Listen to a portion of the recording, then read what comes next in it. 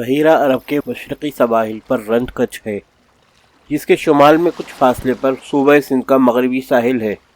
اس کے بارے میں 18ویں صدی کی ایک کہانی یہ چلی آتی ہے کہ یہاں ماہی گیروں کا ایک چھوٹا سا گاؤں آباد تھا جسے کلاچی کہتے تھے، جس کو ایک ماہی گیر عورت کے نام سے منسوب کیا جاتا ہے۔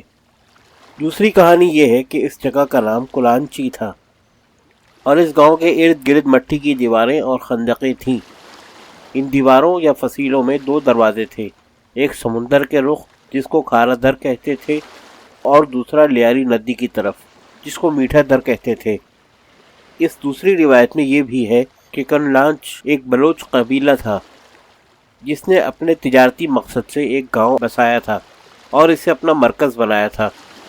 اس بستی کے ارد گرد جو فصیلیں اور پانی سے بھری خندقیں تھیں، ان کا وجود بھی قبائلی روایات کی طرف اشارہ کرتا ہے، مگر اس کا ٹھیک پتہ اب تک نہیں ملا ہے کہ اس کلاچی یا کلانچی کی بنیاد کب پڑی تھی۔ اتفاق سے کلانچ نام کا مکران میں ایک قصبہ بھی ہے۔ خیال کیا جاتا ہے کہ محمد بن قاسم کی آمد کے زمانے ہی میں اس کی بنیاد پڑی ہوگی، مگر قدیم نقشوں یا تاریخی دستاویز میں اس نام کے کسی گاؤں یا قصبے کا کوئی تذکرہ نہیں ہے، حالانکہ اس کے آس پاس کے علاقے کا کچھ بیان مل جاتا ہے۔ کراچی عہد سکندری میں سکندر اعظم نے جب پنجاب کو فتح کیا تو وہ دریائے مہران کے سہارے سمندر تک پہنچا تھا۔ یہاں انڈس ڈیلٹا یعنی دریا کے کنارے کی تکونی زمین کے مغربی حصے پر پہنچ کر اس نے اس علاقے میں پہلی مرتبہ مد و جزر کا ایسا تماشا دیکھا جو اسے بہت پسند آیا اور وہ وہیں ٹھہر گیا، اور اندرونی علاقے میں واپس آنے سے پہلے اس نے اس مقام کی پوری چھان بین کروائی اور اپنی فوج کے ایک دستے کو جنرل نیار کوسکی کمان میں دے کر بادبانی کشتیوں کے ذریعے خلیج فارس کی طرف روانہ کیا، مگر ہواؤں کے زور نے ان کشتیوں کو دھکیل کر کرت کالا میں جو کراچی کے قریب میں تھا لنگر انداز ہو جانے پر مجبور کر دیا۔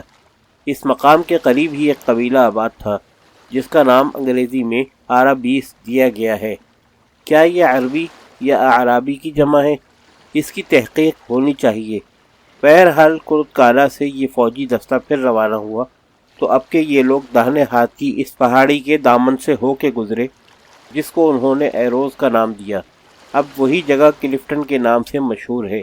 اس کے بائیں ہاتھ پر نیچی سطح کا پھیلا ہوا جزیرہ تھا جسے اب کیواڑی کہتے ہیں۔ یہاں سے نکل کر وہ ایک کشادہ ساحل پر لنگر انداز ہوئے اور کمانڈر نیار کوس کو یہ جگہ خاصی وسیع اور پسندیدہ نظر آئی تو اس کا نام اس نے بندرگاہ سکندری الیگزینڈر ہیون رکھ دیا۔ یہ جگہ تقریباً وہی ہے جہاں آج بندرگاہ کراچی واقع ہے، یا اسے خلیج کراچی کا قرب کہیے۔ بندرگاہ کے دہانے سے کم و بیش 400 گز کے فاصلے پر ایک جزیرہ بی باک تا نامی تھا جسے اب منوڑا کہتے ہیں۔ یہ جزیرہ سمندر میں ایک ایسی دیوار بنا ہوا ہے جس کی وجہ سے یہ ساحل وجود میں آ گیا۔ باب الاسلام 8ویں صدی عیسوی کی ابتدا میں سندھ کا حکمران راجہ ظاہر تھا جس کا تصادم محمد بن قاسم سے ہوا۔ یہ واقعہ تاریخ میں یوں مذکور ہے کہ راجہ سلاندیپ سری لنکا کے بادشاہ نے قیمتی تحفوں سے لدے ہوئے جہاز خلیفہ ولید بن عبد الملک کی خدمت میں روانہ کیے تھے۔ ان کو راستے میں دیول کے قریب قزاقوں نے لوٹ لیا اور جتنے لوگ ان جہازوں میں تھے ان سب کو قید کر لیا۔ ان میں وہ لوگ بھی تھے جو حج بیت اللہ کی نیت سے جا رہے تھے، اور ان عربوں کی بیویاں اور بچے بھی تھے جن کا لنکا میں انتقال ہو گیا تھا۔ خلیفہ کی طرف سے اس سنگین مسئلے کو طے کرنے کی کوشش کی گئی، مگر راجہ نے کوئی توجہ نہ کی، اور اس کے طرز عمل نے یہ ثابت کیا کہ قزاقوں کو راجہ کی سرپرستی حاصل ہے۔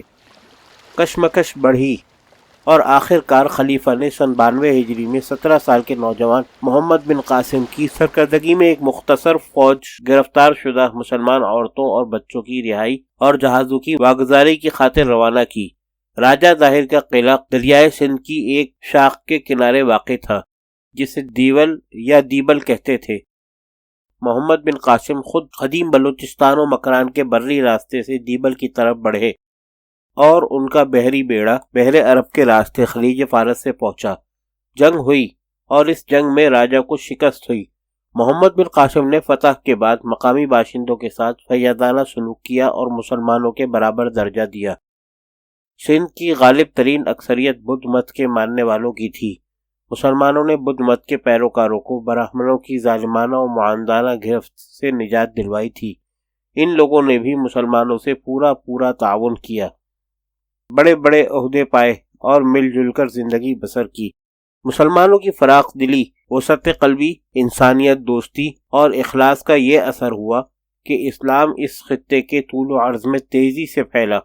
اہل سندھ اسلام کے دائرے میں داخل ہوتے چلے گئے، جن میں بدھوں کے علاوہ دوسرے لوگ بھی تھے۔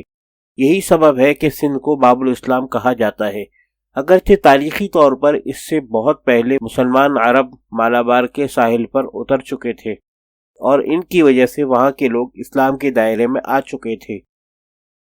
خود مالابار کے راجہ رموزن یا سامری کے بارے میں مشہور ہے کہ اس نے معجزہ شق القمر کو دیکھا تھا اور اس عجیب واقعے کی تحقیق و تفتیش کروائی تھی اور مسلمان ہو گیا تھا۔ یہ زمانہ رسالت کا واقعہ ہے۔ لکھا ہے کہ اس راجہ نے اپنے بیٹے کو حکومت سونپ دی اور خود اپنے رفیقوں کے ساتھ کشتی میں بیٹھا اور مکہ مکرمہ کی راہ لی، مگر راستے ہی میں اس کا انتقال ہو گیا اور یمن میں مدفون ہوا۔ بہرحال سندھی زبان کے عربی الفاظ، عربی تہذیب اور اسلامی عقائد محمد بن قاسم رحمۃ اللہ علیہ کے دور کا تحفہ ہیں۔ اسلام اپنی قوت و تاثیر کے ساتھ سرزمین سندھ سے آگے بڑھا۔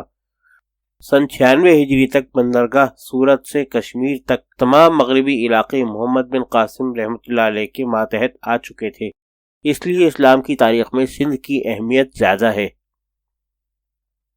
کراچی برطانوی عہد میں سندھ کے مغربی ساحل پر جو کلاچی یا کلانچی نام کی بستی تھی، وہی بڑھتے بڑھتے کراچی ہو گئی۔